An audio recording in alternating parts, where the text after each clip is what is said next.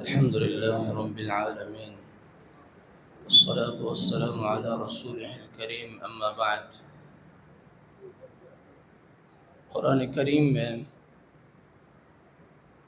اللہ سبحانہ و تعالی نے فرمایا: من المؤمنین رجال صدقوا ما عاهدوا الله عليه فمنهم من قضى نحبه ومنهم من ينتظر. کہ مومن مردوں میں ایسے مرد ہیں، مومن مردوں میں ایسے مرد ہیں جنہوں نے اللہ سے کیا ہوا اپنا وعدہ سچ ثابت کیا. ان میں سے کچھ وہ ہیں جو اپنا وعدہ پورا کر چکے، وَمِنْهُمْ مَن يَنْتَظِرُ، اور کچھ وہ ہیں جو ابھی انتظار میں ہیں.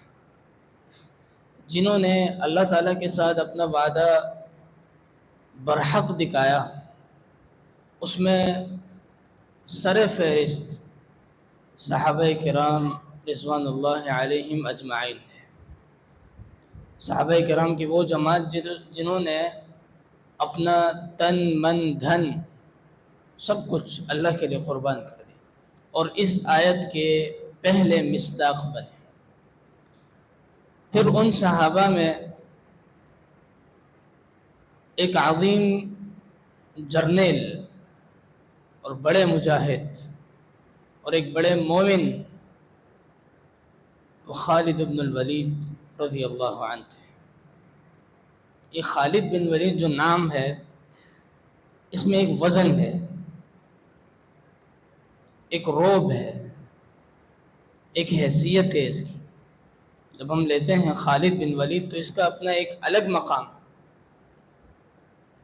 سبحان اللہ، خالد بن ولید رضی اللہ عنہ قریشی ہے، یعنی قریش خاندان سے تھے، اور قریش میں پھر یہ کنانی تھے.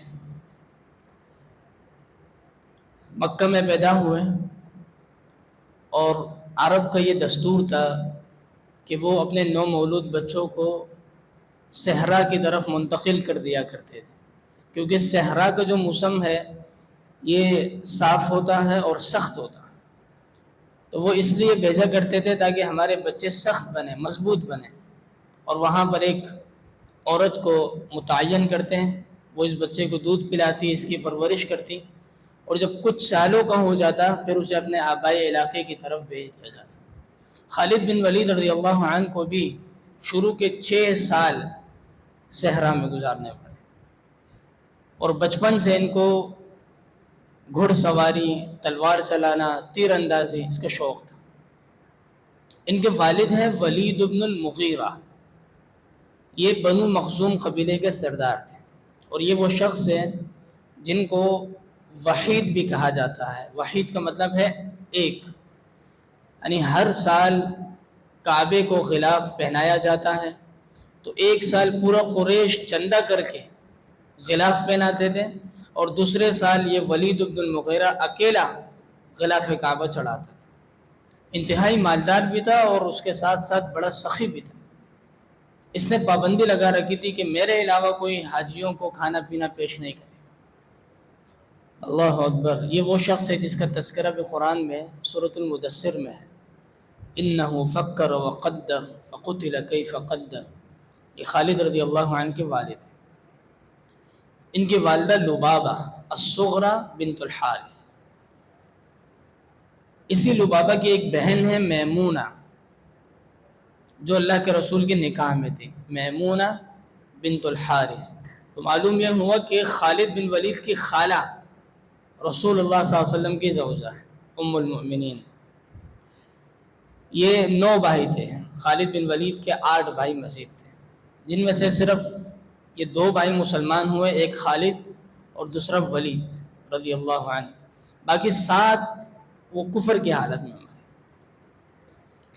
رسول اللہ صلی اللہ علیہ وسلم نے جب نبوت کا اعلان کیا مکہ میں، تو بڑے بڑے سرداروں نے آپ کو تنگ کیا، قریش کے.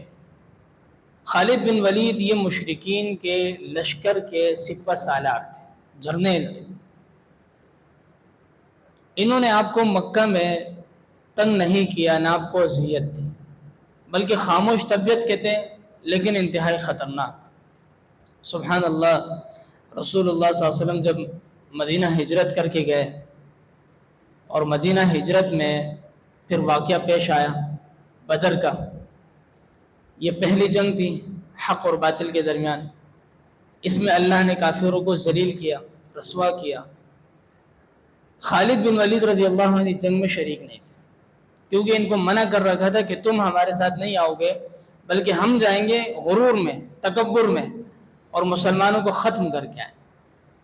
جب ان کو شکست ہوئی تو اس کے اگلے سال ایک جنگ دوسری پیش آئی، احد، جنگ احد۔ پھر احد کے میدان میں خالد بن ولید رضی اللہ عنہ نے شرکت کی۔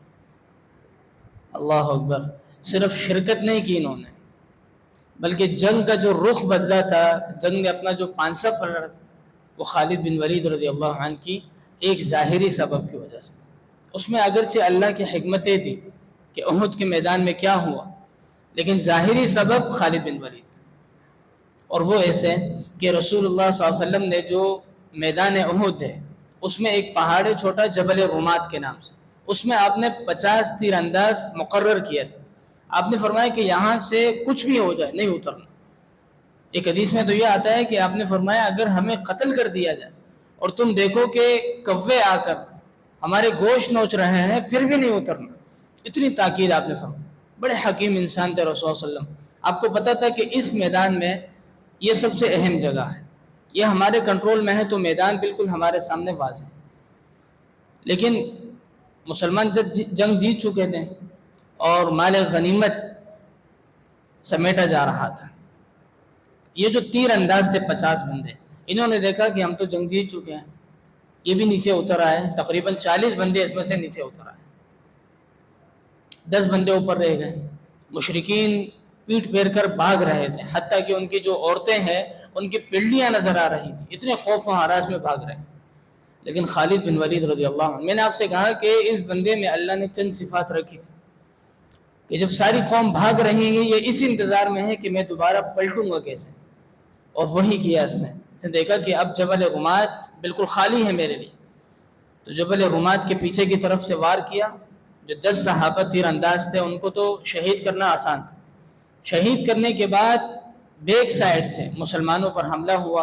اب یوں سمجھ لے کہ سامنے سے بھی کفار ہیں اور پیچھے کی طرف سے خالد رضی اللہ عنہ کا دستہ ہے، اور پھر وَكَانَ أَمْرُ اللَّهِ مَفْعُولًا، جو ہوا وہ آپ جانتے ہیں، بڑے بڑے صحابہ کرام احد کے میدان میں شہید ہوئے، رسول اللہ صلی اللہ علیہ وسلم خود زخمی ہوئے، اور یہ وہ وقت تھا کہ جب جنگ میں اپنا پانسہ پڑ رہا تھا۔ عرض یہ کر رہا تھا کہ خالد بن ولید رضی اللہ عنہ کو اللہ نے حکیمانہ تدبیر عطا کی تھی، جنگی مہارت عطا کی۔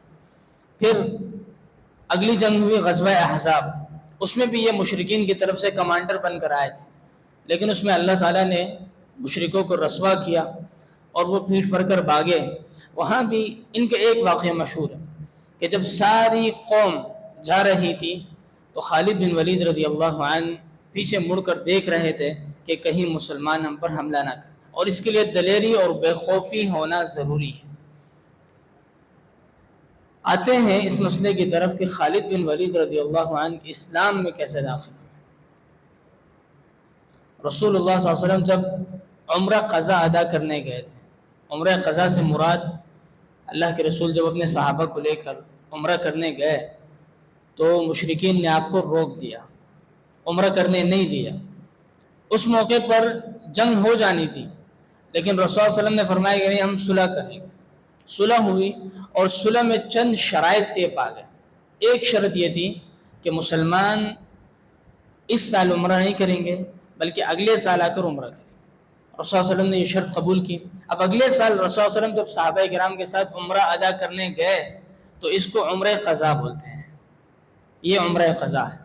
اس موقع پر رسول اللہ صلی اللہ علیہ وسلم نے خالد رضی اللہ عنہ کے بھائی ولید، ان سے کہا کہ تم میرا ایک پیغام اپنے بھائی تک پہنچا دینا، خالد تک۔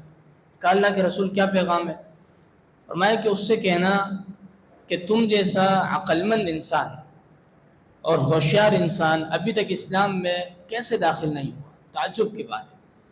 دیکھیں یہ ایک جملہ ہے لیکن عقل مند کے لیے اشارہ اور ایک جملہ کافی ہوتا ہے۔ خالد رضی اللہ عنہ کو جب یہ خبر ملی کہ رسول صلی اللہ علیہ وسلم نے یہ پیغام بھیجا ہے تو ساری رات سوچتے رہے، اور آخرکار ان کے سامنے حق واضح ہوا کہ یہ مسلمان وقتاً فوقتاً بڑھتے جا رہے ہیں، یہ دین غالب آتا جا رہا ہے، ہم مضبوط ہیں، ہماری تعداد زیادہ تھی لیکن اب ہم کم ہو گئے ہیں، ہماری طاقت کم ہو گئی ہے۔ اس کا مطلب یہ ہے کہ اللہ تعالیٰ اس دین کی مدد کر رہا۔ جب صبح ہوئی تو نکل پڑے اسلام قبول کرنے۔ راستے میں ان کی ملاقات عمر بن عاص رضی اللہ عنہ، اللہ اکبر، یہ ایک الگ صحابی تھے، یہ مشرکین کے سفیر تھے۔ اللہ تعالیٰ نے بات کرنے کی ایسی مہارت دی تھی کہ سامنے والا بندہ ان کے سامنے ٹک نہیں پاتا۔ انہوں نے پوچھا خالد کہاں جا رہے ہیں؟ کہنے لگے اسلام قبول کرنے جا رہے ہیں۔ مجھے سمجھ آ گیا کہ دین حق ہے۔ عمر بن عاص رضی اللہ عنہ کہنے لگے کہ مجھے بھی ایسا لگتا ہے کہ یہ دین حق ہے، اور میں چند دنوں سے اس معاملے میں کشمکش میں ہوں۔ سبحان اللہ، دونوں گئے۔ جب مکہ میں داخل ہوئے تو صحابہ کرام نے دیکھا کہ تو بڑے لوگ آ گئے مکہ کے، ایک مشرکین کا جرنیل، ان کی لشکر کا کمانڈر، اور دوسرا ان کا سفیر۔ تو رسول صلی اللہ علیہ وسلم کے دفاع میں آ گئے، اسلحہ تھام لے۔ انہوں نے کہا ہم لڑنے نہیں آئے، ہمیں اللہ کے رسول سے بات کرنا۔ تو جانے دیا۔ رسول صلی اللہ علیہ وسلم نے پوچھا خالد کیسے آنا ہوا؟ اللہ اکبر، کہنے لگے اللہ کے رسول اسلام قبول کرنے آئے، ہمیں کلمہ پڑھا دیجیے۔ کاش وہ منظر اور وہ فضا آج ہم محسوس کر سکتے، ہمیں نظر آتی۔ خالد بن ولید رضی اللہ عنہ بدائرہ اسلام میں داخل ہو، آپ نے اسے کلمہ پڑھایا، مسلمانوں نے نعرہ تکبیر بلند کی، بہت خوشی ہوئی، اور رسول صلی اللہ علیہ وسلم نے ایک تاریخی جملہ فرمایا، کہا کہ ان مکہ قد القت الینا احلاد کبد، آج تو مکے نے اپنے جگر گوشے ہمیں دے دیے، جگر گوشے ہمارے حوالے کر۔ خالد رضی اللہ عنہ اب اسلام میں داخل ہو گئے۔ آپ ذرا اندازہ لگائیں کہ اسی 8 ہجری میں خالد بن ولید مسلمان ہوئے، اور اسی ہجری میں ایک بڑی جنگ پیش آئی، جنگ موتا کے نام سے، غزوہ موتا بھی کہتے ہیں اسے۔ رسول اللہ صلی اللہ علیہ وسلم نے مسلمانوں کا ایک لشکر تیار کیا جس کی تعداد تقریباً 3000 تھی، اور آپ نے اس پر امیر مقرر کیا زید بن حارثہ کو کہ تم مسلمانوں کے امیر ہو، اور آپ نے فرمایا کہ اگر زید بن حارثہ شہید ہو جائے تو پھر دوسرا امیر جعفر ہوں گے، اور اگر جعفر بھی شہید ہو گئے تو پھر عبداللہ بن ابی رواحہ یہ امیر ہوں گے، اور اگر عبداللہ بن ابی رواحہ بھی شہید ہو گئے تو پھر تم آپس میں اتفاق کر کے جس کو امیر بنانا چاہو بنا لیں۔ اس میں خالد بن ولید بھی شامل ہے۔ اب یہ مسلمانوں کا لشکر موتا کی طرف نکلا، موتا جگہ کا نام ہے، اسی وجہ سے جنگ کا نام بھی موتا رکھا گیا۔ وہاں جب مسلمانوں کا لشکر پہنچا تو دیکھا کہ سامنے کفار کا لشکر 3000 کے مقابلے میں ہم سوچ سکتے ہیں 5000 ہوں گے، 10,000 ہوں گے، نہیں، 2 لاکھ کا لشکر، 2 لاکھ کا لشکر۔ ایک لاکھ تو غساسنہ کا جن سے لڑنے گئے تھے، 1 لاکھ کا لشکر رومیوں کا ہے جن کا مسلمانوں کو علم نہیں تھا کہ یہ بھی آئیں گے، رومیوں کا لشکر آ گیا، اور یہیں سے آغاز ہوا مسلمانوں کا اور رومیوں کے درمیان لڑائی کا۔ یہ اللہ کی حکمت۔ خیر، صبح جنگ شروع ہونی ہے، رات کو بڑے مشورے ہوئے صحابہ کے درمیان، کیا کیا جائے، لشکر بہت بڑا ہے، 3000 کے مقابلے میں 2 لاکھ کا لشکر۔ کسی نے کیا کہا، کسی نے کیا کہا۔ عبداللہ ابن ابی رواحہ انہوں نے ایک بات کہی کہ دیکھو ہم واپس تو نہیں جائیں گے، لڑائی کر کے جائیں گے، یہ جنگ ہوگی، اور اپنا زور لگائے، لشکر کو تیار کیا۔ بالآخر صبح جب جنگ شروع ہوئی، مسلمانوں کی صفوں میں کفار کی گم سم ہوئی، تو جو پہلے امیر تھے زید بن حارثہ رضی اللہ عنہ وہ شہید کر دیے گئے۔ جعفر رضی اللہ عنہ نے دیکھا کہ زید شہید ہو گئے ہیں تو انہوں نے آ کے جھنڈا تام لیا، اور جھنڈا جو ہے یہ اس وقت جنگوں کا دار و مدار ہوا کرتا، یعنی جھنڈا گر گیا تو جنگ ہار گئی، شکست ہو، جھنڈا نیچے نہیں گرنا چاہیے۔ جعفر رضی اللہ عنہ نے جھنڈا تھاما اور جنگ شروع کی. اللہ اکبر. انتہائی سخت ترین واروں کے درمیان جعفر رضی اللہ عنہ بھی شہید ہو گئے. اب اندازہ لگائیں ایک بندے کے مقابلے میں 70-80 بندے ہیں, 2,03,000. کتنے وار ہوں گے, کہاں کہاں سے وار ہوں گے. تیسرے امیر عبداللہ ابن ابی رواحہ ہے, انہوں نے جھنڈا تھام لیا. بالآخر انہوں نے اپنی مزاحمت کی, کوشش کی, لیکن انہیں بھی شہید کر دیا. ایک مسلمان تھے ثابت بن الاقرم, اس جنگ میں انہوں نے جھنڈا اٹھایا اور بھاگے. لوگوں نے کہا کہاں جا رہے ہو؟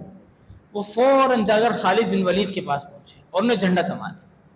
انہوں نے کہا کہ دیکھو ابھی لشکر میں بڑے امیر ہیں, بڑے مسلمان ہیں, مجھ سے پہلے اسلام لائے ہیں, ان کو دو جھنڈا. کہنے لگے نہیں, جنگی مہارت میں اللہ نے آپ کو زیادہ صلاحیت. جب انہوں نے جھنڈا تھاما تو شام ہو گئی, غروب ہو گیا, اور وہاں جنگوں کا یہ دستور ہوا کرتا تھا کہ دن ختم ہوتے ہی جنگ روک دی جاتی, پھر اگلے دن جنگ شروع ہوتی. خالد بن ولید رضی اللہ عنہ نے جب جھنڈا تھاما تو وہ دن جنگ کا ختم ہو گیا. رات کو خالد بن ولید نے اپنے لشکر کو جمع کیا اور کہا کہ دیکھو تم لوگوں نے مجھے اپنی مرضی سے امیر مقرر کیا. کہنے لگے ہاں. کہاں اب جیسے میں کہوں گا ویسے کرنا. انہوں نے کہا ٹھیک ہے. اگلے دن جب جنگ شروع ہونے والی تھی, خالد بن ولید نے ان کے صفے بنائے.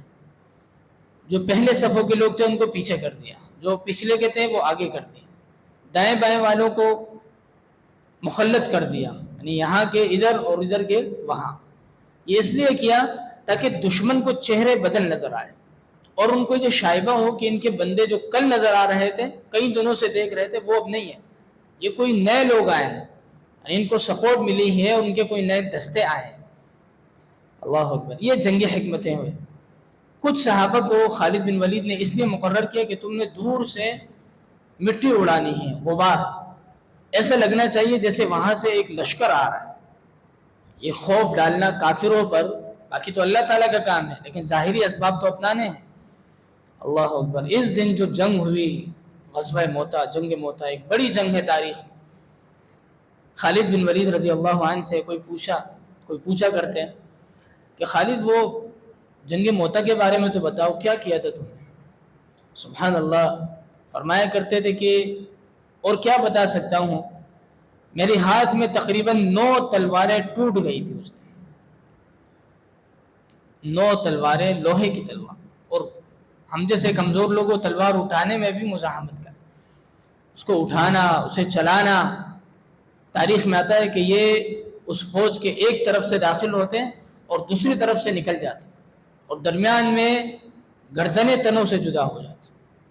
9 تلواریں اگر ٹوٹ رہی ہیں تو کیسے ٹوٹیں گی؟ کچھ تو ہوگا. فرمایا کہ پھر ایک تلوار تھی یمن کی جو میرے ہاتھ میں ڈٹ گئی, اور اس نے پھر جنگ کے آخر تک میرا ساتھ دیا. 2 لاکھ کی فوج کو شکست ہوا 3,000 مسلمانوں کے مقابلے. اللہ اکبر.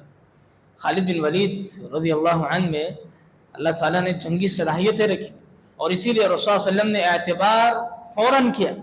اسلام لائے, کہا خالد جنگ موتا کی طرف نکل جاؤ. اور یہ سارا منظر رسول اللہ صلی اللہ علیہ وسلم اپنی ممبر پر بیٹھے تھے اور آپ دیکھ رہے تھے. اللہ تعالیٰ آپ کو دکھا رہا تھا معجزات. آپ نے دیکھا زید شہید ہو گئے اور آپ کی آنکھوں سے آنسو روانہ تھے.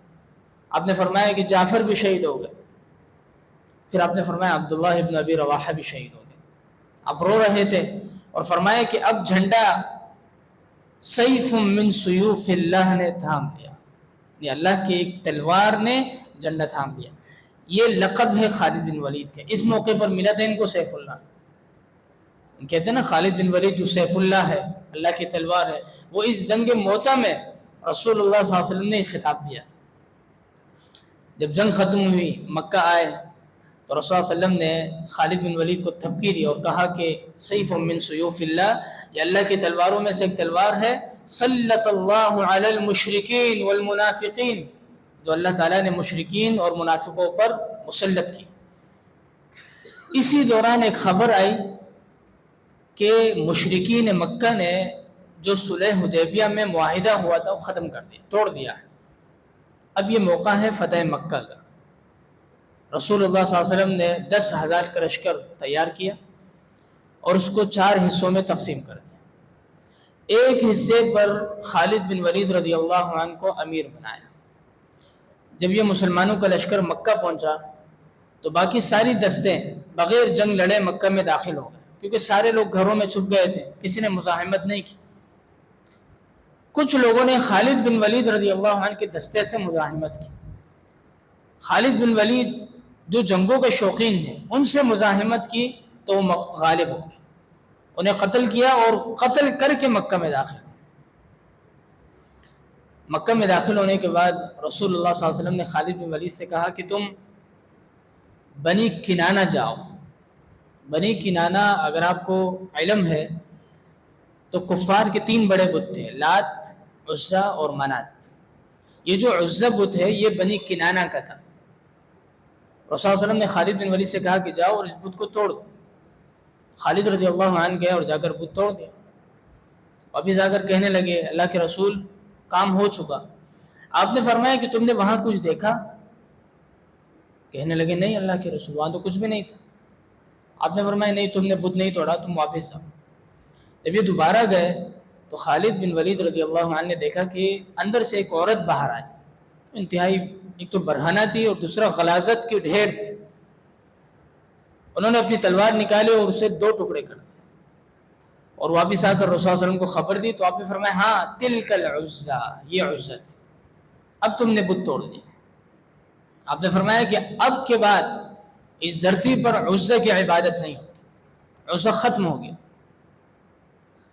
رسول اللہ علیہ وسلم نے جب حج کے موقع پر اپنے بال منڈوائے تھے تو صحابہ کرام نے آپ کے بالوں کو تبرک کے طور پر لیا تھا۔ خالد رضی اللہ عنہ نے بھی چند بال لیے اور اسے جو اپنا عمامہ تھا پگڑی اس کے اندر کی طرف جوڑ دیے، سلائی کر دیے اور کہا کرتے تھے کہ یہ اس لیے تاکہ اللہ تعالیٰ مجھ میں برکت ڈالے، اللہ مجھے مابرکت بنا دے۔ رسول اللہ صلی اللہ علیہ وسلم کے ساتھ تمام غزوات میں شریک رہے، حنین میں، تبوک میں، بنی حارثہ کے ساتھ لڑائی ہوئی تھی اس میں، دومۃ الجندل میں۔ پھر اللہ کے رسول کی وفات ہو گئی۔ رسول صلی اللہ علیہ وسلم کی وفات کے بعد خلیفہ بنے ابو بکر رضی اللہ عنہ۔ خالد بن ولید جو مکہ سے ایک بار جنگ کے لیے نکلے ہیں دوبارہ نہیں آئے، کیونکہ رسول صلی اللہ علیہ وسلم جانتے تھے کہ یہ جنگوں کا بندہ ہے، اسے آرام نہ دیا جائے۔ ایک جگہ فتح ہوتی خط بھیج دیا کرتے وہاں سے اب وہاں چلے جاؤ، وہاں سے اب وہاں چلے جاؤ۔ ابو بکر رضی اللہ عنہ نے بھی یہی کی۔ انہیں پتا تھا کہ رسول صلی اللہ علیہ وسلم کی حکمت عملی خالد کے ساتھ کیا تھی، وہی ادا کرنی چاہیے۔ رسول اللہ علیہ وسلم کی وفات ہوئی، خلیفہ ابو بکر رضی اللہ عنہ بنے۔ ایک واقعہ پیش آیا مرتدین کا، کافی عرب قبیلے مرتد ہو گئے، اسلام چھوڑ دیا، ان کے ساتھ جنگ ہوئی، بڑی جنگ ہوئی۔ امیر کون تھے؟ خالد بن ولید۔ وہاں سے فارغ ہونے کے بعد ابو بکر رضی اللہ عنہ نے خط لکھا خالد بن ولید کو کہ اب بنو تمیم کی طرف نکل جاؤ۔ بنو تمیم ایک بڑا قبیلہ تھا اور انہوں نے مسلمانوں کے خلاف سازش کر رکھی۔ خالد بن ولید اپنا لشکر لے کر وہاں جنگ کی اور ان پر غالب ہوئے۔ پھر یہاں ایک واقعہ اور بڑا پیش آیا۔ ایک کذاب، نبوت کا جھوٹا دعویٰ کرنے والا مسلمہ بنو حنیفہ کا تھا، اس نے دعویٰ کیا کہ میں نبی ہوں۔ اس کے خلاف مسلمانوں کا لشکر نکلا، ایک بڑا لشکر، اور کئی دنوں تک جنگ ہوئی۔ بالآخر مسلمانوں کا لشکر ان پر غالب ہوا، انہیں شکست دی، اور صرف شکست نہیں بلکہ اس خبیث کو مردار بھی کیا۔ اس کی قیادت کون کر رہے تھے؟ خالد بن ولید رضی اللہ عنہ۔ اس وقت جو قلعے ہوا کرتے تھے اس کی دیواریں بہت اونچی ہوتی، ایک بندہ اگر قلعے میں قلعہ بند ہو گیا نا اب وہاں جایا نہیں جا سکتا۔ اس موقع پر مسلمہ نے یہی کیا کہ جب اسے لگا کہ ہمیں شکست ہو رہی ہے وہ قلعے میں چھپ گیا، لشکر کو لے گیا، لیکن اسے علم نہیں تھا کہ سامنے خالد بن ولید ہے رضی اللہ عنہ۔ خالد بن ولید رضی اللہ عنہ نے، جس کو آج ہم سیڑھی بولتے ہیں، منگوائی اور ایک صحابی کو اس پر چڑھایا اور اندر دیوار کی طرف سے اسے دھکیلا، قربانی دی اس نے، اور جا کر اندر سے دروازہ کھولا اور پھر مسلمانوں کا لشکر قلعے میں داخل ہوا اور انہیں نیست و نابود کیا۔ سبحان اللہ، جب اس واقعے سے فارغ ہوئے تو ابو بکر رضی اللہ عنہ کا خط آیا کہ اذهب الى الروم والفارس، اب روم اور فارس کی طرف نکل جاؤ۔ یہ رومیوں کے ساتھ جنگ کب شروع ہوئی؟ جنگ موتا سے، انہوں نے غساسنہ کا ساتھ دیا، اب مسلمان نکل گئے روم کی طرف۔ اللہ اکبر، رومیوں کو ایک شکست مل چکی تھی جنگ موتا کے موقع پر، ان کو سمجھ آ گئی تھی کہ مسلمانوں کی لشکری اور عسکریت طاقت کیا ہے۔ جب خالد بن ولید رضی اللہ عنہ کا پہلا سامنا ہوا رومیوں سے، تو ان کا جو کمانڈر تھا سپہ سالار، اس نے خالد بن ولید سے کہا کہ دیکھو ہمیں پتا ہے تم لوگ عرب کے غریب لوگ ہو، یہ جو تم لڑتے رہتے ہو مال غنیمت کے لیے، پیسوں کے لیے، لہٰذا ہم تمہیں جو کچھ چاہیے ہم سے لے لو، ہمیں تنگ نہیں کرو، بلکہ ہم ایسا کریں گے کہ تم میں سے ہر ایک مجاہد کا ماہانہ وظیفہ مقرر کر دیں گے، جاؤ۔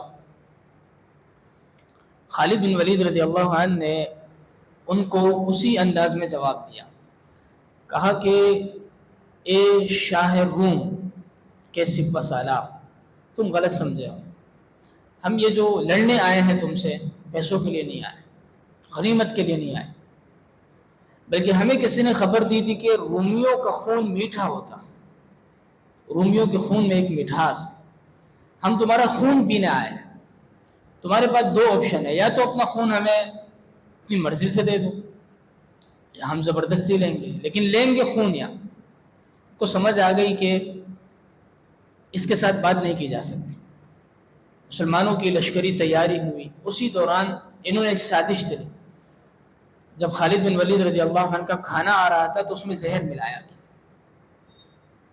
خالد بن ولید رضی اللہ عنہ جب کھانا کھانے لگے تو ایک صحابی نے آواز دی کہ خالد خیال رکھنا کہیں اس میں زہر نہ ہو، وہ مسلمانوں کا امیر ہے، سالار ہے، سازش ہوتی ہے، جاسوس بھی ہوتے ہیں۔ انہوں نے بسم اللہ پڑھ کر کھا لیا، حالانکہ زہر تھا کھانے میں، اور زہر نے خالد بن ولید کو نقصان بھی نہیں دیا۔ یہ کیا تھا؟ یہ خالد بن ولید کی کرامت تھی۔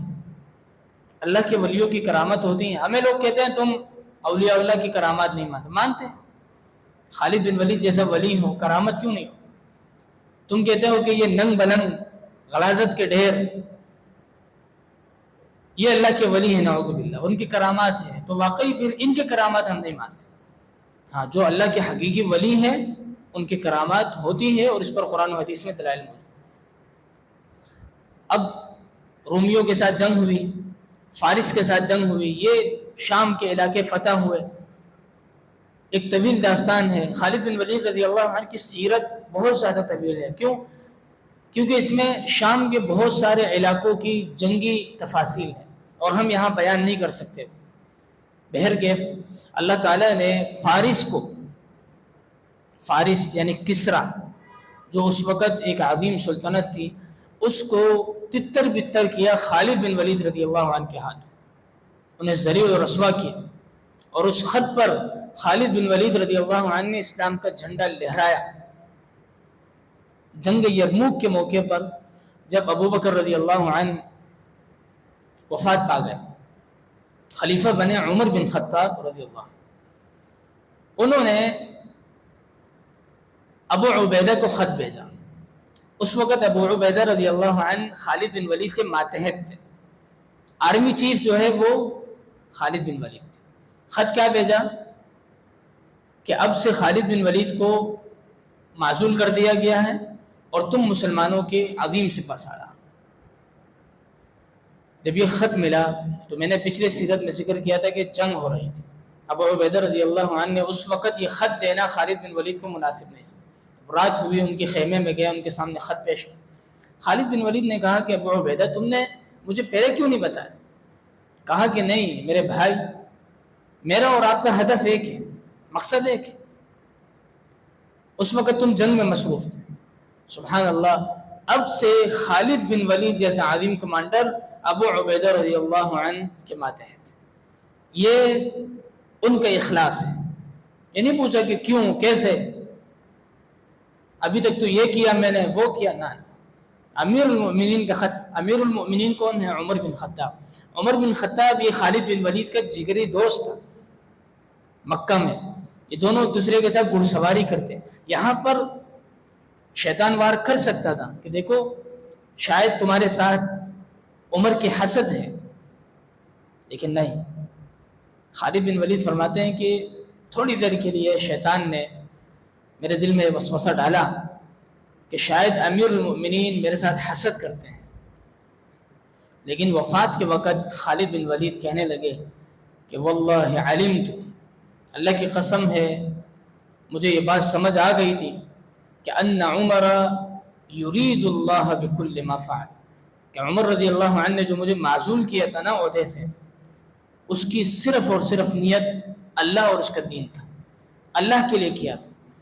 اب سوال یہ ہے کہ امیر المؤمنین نے خالد بن ولید کو معزول کیوں کیا؟ سپہ سالار تھے، جنگیں جیت رہے تھے۔ وہ اس لیے کیونکہ مدینہ میں بلکہ ہر جگہ لوگ کہہ رہے تھے کہ خالد خالد خالد، خالد کی وجہ سے ہم نے یہ کیا، خالد کی وجہ سے ہم نے یہ کیا۔ عمر بن خطاب رضی اللہ عنہ نے کہا کہ خالد کی وجہ سے نہیں، بلکہ یہ اسلام کا کمال ہے، اسلام غالب ہونے آیا، خالد نہیں بھی ہوتا تو یہ دین غالب ہوتا۔ کل کو لوگوں کا یہ نظریہ نہ بن جائے کہ خالد کی وجہ سے ہوا وگرنہ اسلام غالب نہیں آتا۔ یہ دیکھیں، یہ ان کی مدبرانہ حکمت تھی امیر المؤمنین۔ سبحان اللہ۔ خالد بن ولید رضی اللہ عنہ، ان کے بارے میں ابو بکر رضی اللہ عنہ نے فرمایا تھا کہ عجزت النساء، خالد کی والدہ کے بعد باقی ساری عورتیں دنیا کی عاجز آ گئی ہیں ان یلدن مثل خالد، کہ وہ خالد جیسا بچہ پیدا کرے۔ خالد کی جگہ خالی تھی اور خالی ہے، کوئی ایسا جرنیل نہیں آیا جس نے خالد کی جگہ بھر لی۔ ان کی وفات شام میں ہوئی، حمص میں، اور اب بھی یہ وہیں مدفون ہے۔ انہوں نے وصیت کی تھی کہ امیر المؤمنین کی طرف اپنا خط بھیجا تھا کہ میرے مال جو ہے اسے بیت المال میں جمع کر دیا جائے۔ مال کیا تھا ان کا؟ ایک گھوڑا، ایک تلوار اور اس کے ساتھ ڈھال، اور ایک غلام۔ یہ چیزیں اس بندے کی ہیں جس نے تقریباً 100 سے زیادہ جنگیں لڑی 13 سالوں کے اندر۔ 8 ہجری میں مسلمان ہوئے اور 21 ہجری میں وفات پا گئے، یعنی 12-13 سالوں میں اس نے 100 جنگیں بھی لڑی اور وہ مقام حاصل کیا جو شاید ہم 1300 سال میں بھی نہ کر سکتے۔ سیف اللہ، اللہ کی تلوار، معمولی بات۔ وصیت کی اور کہا کہ یہ میرا مال ہے، اسے بیت المال میں لے لیا۔ وفات سے کچھ دیر پہلے قرآن کو دیکھ کر رو رہے تھے اور قرآن سے کہنے لگے کہ شغلنا عنک الجہاد، کہ اے قرآن ہمیں تیری تلاوت کرنے سے جہاد نے مشغول کر دیا۔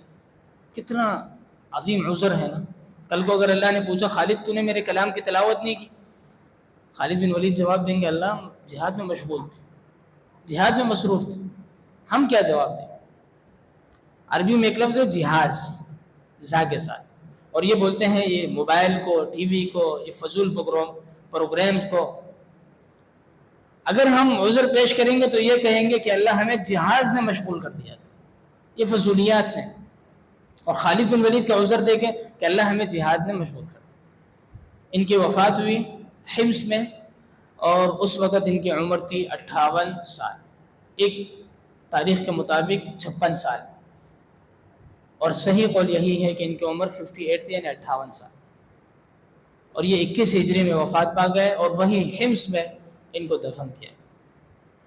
وہ انسان، اس کا بدن آرام پا گیا جو ایک جنگ میں 9 تلواریں توڑ دیا کرتا تھا، جن کا نام سن کر روم اور فارس بھی کپ کپ آ جاتے تھے۔ آج اس مضبوط بدن کو بھی آرام مل گیا، اور یہ قانون ہے اللہ کا، کل من علیہا فان، ہر ایک نے جانا ہے، فنا ہونا ہے، وَيَبْقَى وَجْهُ رَبِّكَ ذُو الْجَلَالِ وَالْإِكْرَامِ، ایک اللہ کی ذات باقی رہے گی۔ تو انسان جتنا بھی مضبوط ہو جائے اسے جانا ہے۔ اللہ تعالیٰ ہمیں ان صحابہ کرام کے نقش قدم پر چلنے اور اپنی زندگی کو ان کی زندگیوں کے مطابق گزارنے کی توفیق عطا فرمائے۔ اقول قولی هذا استغفر الله لي ولكم ولسائر المسلمين واستغفروه انه هو الغفور